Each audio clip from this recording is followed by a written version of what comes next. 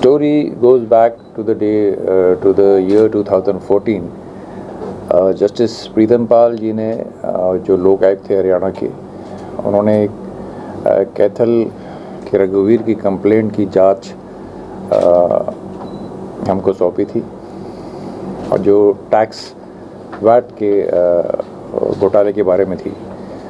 और उसमें एक एसआईटी बनी थी जिसमें 11 पुलिस के ऑफिसर्स थे और 3 टैक्सेशन डिपार्टमेंट के अधिकारी थे। 14 लोगों की एक एसआईटी बनी थी, जिन्होंने बहुत मेहनत करके जब जांच करी तो लगभग उन्होंने जांच अपनी सौंपी थी जनवरी 2015 में लोकायुक्त जस्टिस प्रीतम पाल जी को, और उसमें करीब 10,618 करोड़ रुपए का वैट और टैक्स का घोटाला सामने आया था। तो उसमें से एक हिस्सा सिरसा का जो था वो लगभग 300 करोड़ के घोटाले का था, जिसमें यहाँ से फर्जी फर्मों के फर्जी बिल दिखा के रिफ़ंड का जो व्यवस्था थी उसको मिसयूज़ करके काफ़ी पैसों का गबन हुआ था, जो सरकार का नुकसान हुआ था। और 15 के बाद ये 16 के तरफ इनके 17 में एफआईआर रजिस्टर्ड हुए, और उसके बाद से 16-17 के जो भी एफआईआर हुए, ये जो यहाँ फेमस है, आप सब लोग जानते हैं एमआरपी नाम से, ये 3 जो कैरेक्टर्स थे, उनका एक नेटवर्क था, एक साम्राज्य था जिसको तोड़ने की कोशिश कभी कभी हुई, बट वो ठीक तरह से हैंडल हो नहीं पाया। और मार्च में जब मैंने हिसार मंडल का चार्ज लिया तो मुझे ये बताते हुए संतोष होता है कि जो इंक्वायरी हमने करी थी 2014 में, उसकी अरेस्ट हम उसके जो सरगना थे वो हम 2023 में उसकी अरेस्ट डाल पाए। वो भी जब हमने चार्ज लिया उसी मंथ में, उसी ज्वाइन करने के एक हफ्ता के भीतर ही शायद हमने 16 मार्च को हमने शायद उनकी अरेस्ट डाली थी। और उनके अरेस्ट के बाद बहुत सारी चीज़ें सामने आई जिस पे काम होता रहा ग्रेजुअली, और जो बाकी 2 मुख्य आरोपी थे इसमें, उनकी हाल ही में अरेस्ट हुई है, पदम बंसल और जो अरोड़ा है उनका।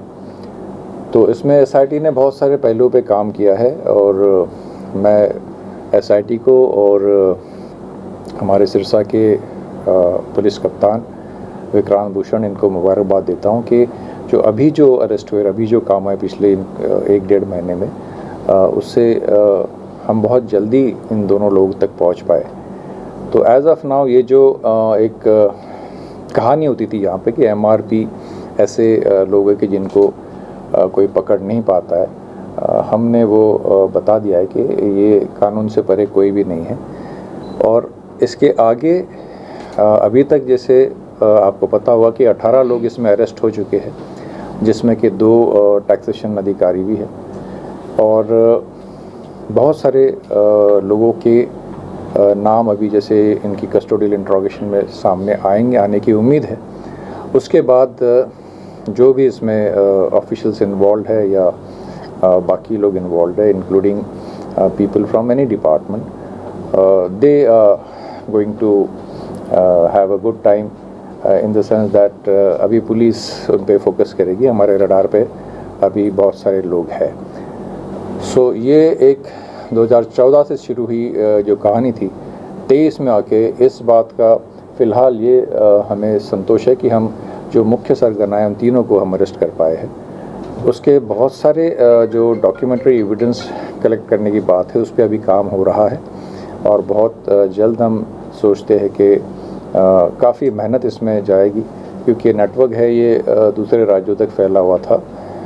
गुजरात में गुजरात पुलिस ने भी एक वहाँ पे काफ़ी केसेस दर्ज किए थे, और दिल्ली में भी है, जो कि इन्हीं के सर्कल्स में वो बोगस फर्में बनी थी वहाँ पे, जहाँ से ट्रांजैक्शंस दिखाई गई थी। So this is what I wanted to share. ये सिरसा के लिए एक बड़ी बात इसलिए कि सिरसा का नाम बार बार इस मैटर में आता रहा है, और आने वाले दिनों में इस पर और सख्ती से एसआईटी काम करने वाली है। तो 14 में इंक्वायरी करके रिपोर्ट दी थी और अभी 23 में आए हैं आपके यहाँ। तो अब आप तो मुझे उस समय की बात पूछो, मार्च के बाद की बात पूछो। मार्च से अक्टूबर तक हमने इसको क्रैक कर दिया है। बाकी पीछे क्या रहा है और किस तरह से काम हुआ, इस पर मैं कमेंट करना उचित नहीं समझता। सी अभी कस्टोडियल इंट्रोगेशन चल रही है, बहुत सारी बातें सामने आएगी जो समय आने पे आपसे शेयर करेंगे। और वी एक्सपेक्ट कि इतना बड़ा अगर ये रैकेट हुआ है तो ऑब्वियसली लिंकेजेस हर जगह रहेगी, वो हम स्पेयर किसी को करने वाले नहीं है और वो आपसे शेयर भी करेंगे समय आने पर। इसमें गुजरात में मेरे नॉलेज में है कि गुजरात में इनके लगभग 30-31 मुकदमे हैं गुजरात में, और दिल्ली में भी कुछ मुकदमे हैं। वो अभी रिकॉर्ड पे है, हमारे पास है।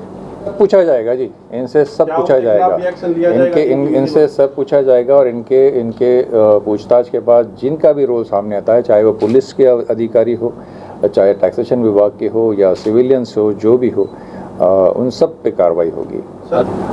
अगर हम इसको मार्च से अक्टूबर तक का समय अगर आप देखें और जिस तरह के जिस स्पीड से काम हुआ है, मुझे तो नहीं लगता कि और देरी होनी चाहिए इसमें।